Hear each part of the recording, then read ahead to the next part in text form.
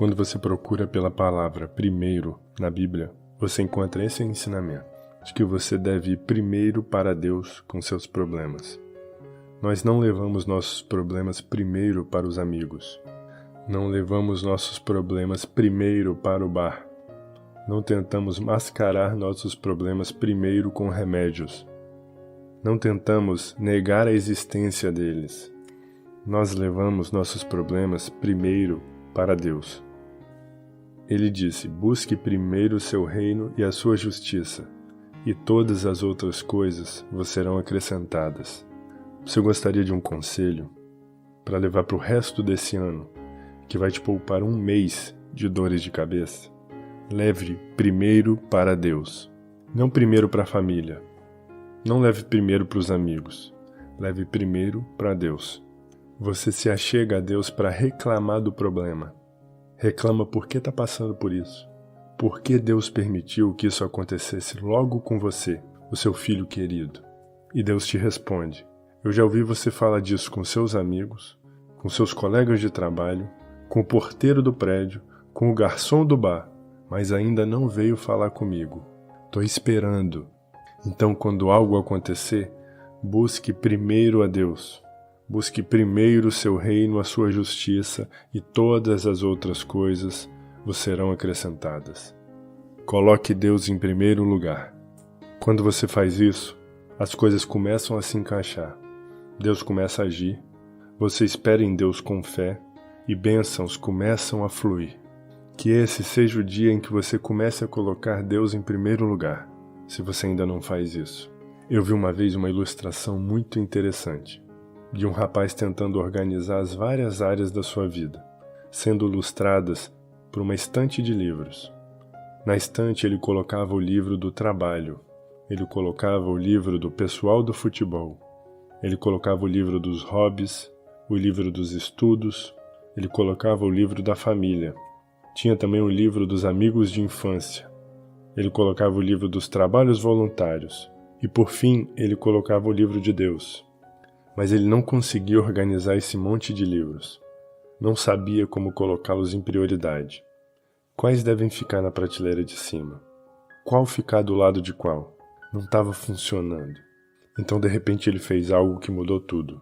Ele retirou a etiqueta que estava colada no livro, escrita Deus, e ele colou na estante. Todas as coisas começaram a fazer sentido.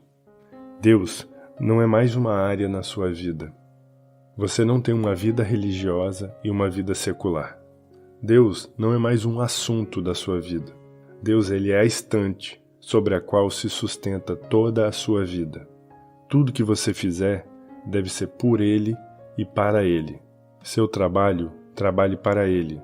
Seu lazer, seja para glorificar Ele. Sua família, seja para Ele. Seus problemas, entregue para Ele.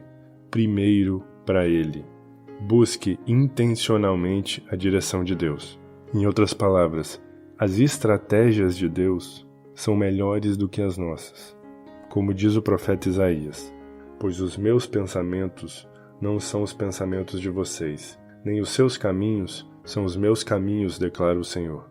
Assim como os céus são mais altos do que a terra, também os meus caminhos são mais altos do que os seus caminhos, e os meus pensamentos mais altos do que os seus pensamentos.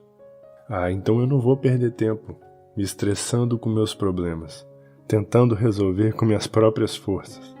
Eu vou me esforçar em uma coisa, em buscar o Senhor e buscar a sua direção, em buscar os seus caminhos.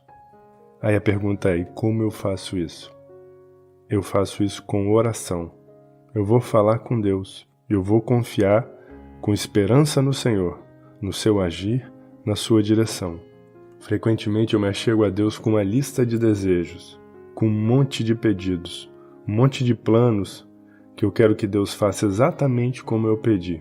Se eu sei que os planos dele são melhores do que os meus, que a estratégia dele é melhor do que a minha, que os caminhos deles são mais altos que os meus caminhos, eu não vou mais querer que os meus planos prevaleçam.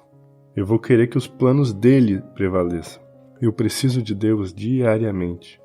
Mas muitos de nós cristãos nos achegamos a Deus com uma ideia já pré-definida.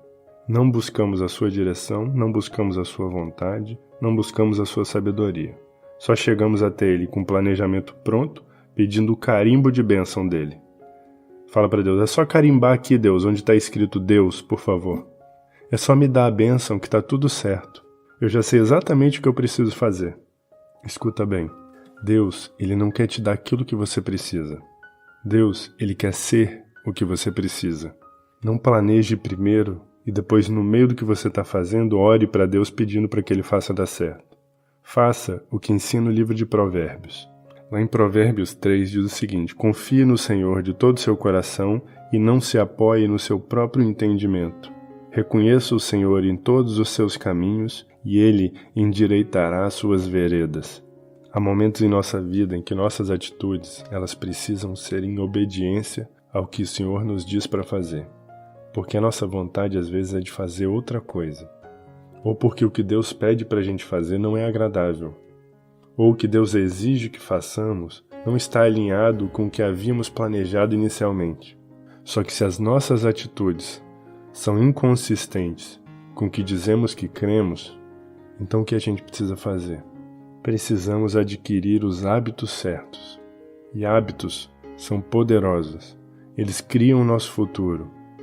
Os hábitos que temos e as ações que tomamos todos os dias, eles vão criar o futuro que a gente vai experimentar lá na frente. Hoje eu posso dizer que nós estamos assentados no meio de uma vida que nós criamos pelos nossos próprios hábitos, pelas nossas próprias escolhas. E até mesmo aquelas coisas pelas quais nós vivemos nos queixando são resultados de hábitos que nós tomamos ou falta de um bom hábito que nós não incorporamos em nossa vida. Então a pergunta que fica é essa: que hábitos você deseja acabar?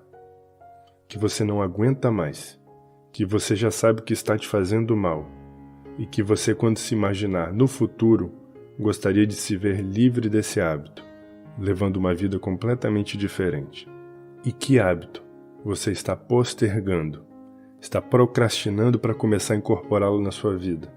E que o seu mesmo eu lá do futuro iria ficar muito grato se hoje você começasse a incorporá-lo na sua rotina.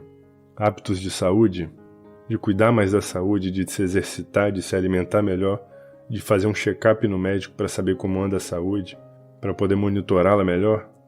Hábitos de estudo, voltar a estudar para um concurso, se especializar em alguma área, tirar um tempo durante a semana para poder estudar.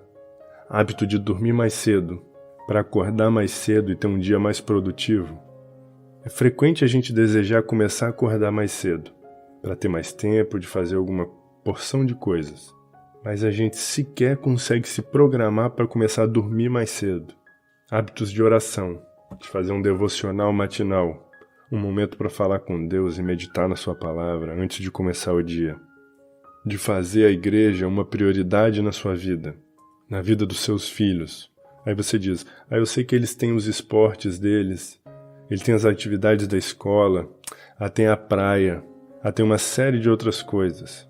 Então fica difícil colocar a igreja no meio dessas atividades. Se você não fizer da igreja uma prioridade junto com eles, não se espante com o dia que eles saírem de casa e a igreja passar a não ser uma prioridade para eles também. Para se alcançar o sucesso, para se alcançar um grande avanço, uma conquista na vida, é necessário fé e consistência nas nossas ações. Eu acredito que as pessoas que alcançam o sucesso são aquelas que fazem consistentemente aquilo que as outras pessoas fazem ocasionalmente.